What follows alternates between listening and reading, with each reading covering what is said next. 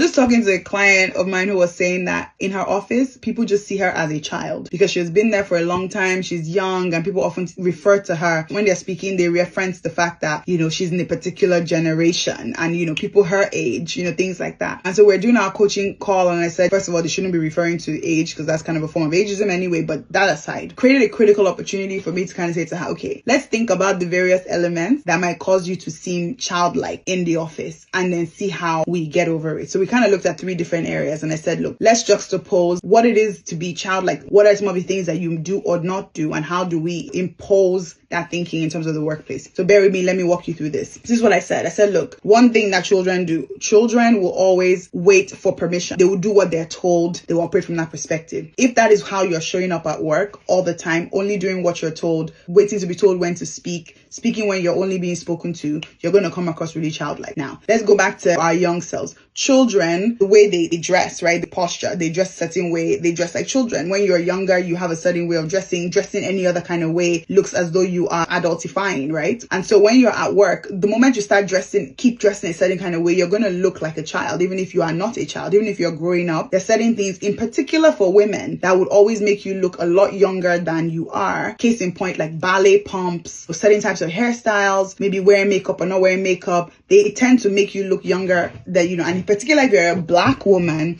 where black don't crack, baby, you can be looking real young and you're a lot mature. And people can, address you differently. So it's also to ensure like you are showing up with a certain posture and with a certain sort of visual that makes people understand that this person is not childlike. The other thing that came up was around decision making. Children often get their decisions made for them. They're incapable of making decisions. But what are the things that we notice when a child is growing up is their ability to start saying, no, I don't want this, I want this. And so similarly, when you are at work, the way to get out of being childlike is starting to make decisions, starting to advocate for yourself, what you want and what you don't want, right? Those are 3 things, right? How do you posture yourself? How do you communicate? And how do you make decisions in a way that other people know that you have authority over yourself and the things that you want to do? So if you're in that position where people are feeling like, where you sense that people are looking at you with childlike eyes and things like that, they are not going to stop doing that unless you give them a reason to. And the ways you can give them a reason to is to stop being childlike, is to address the core of why they think you might be acting childlike, which is that you need to start visually appearing more adult-like, number 1. Number 2, you need to start communicating, in a more clear, succinct, adult-like way. And then also the third thing is that you need to start making decisions in a way that shows that you're advocating for yourself and that you have agency over the things that you're doing. Hopefully that helps.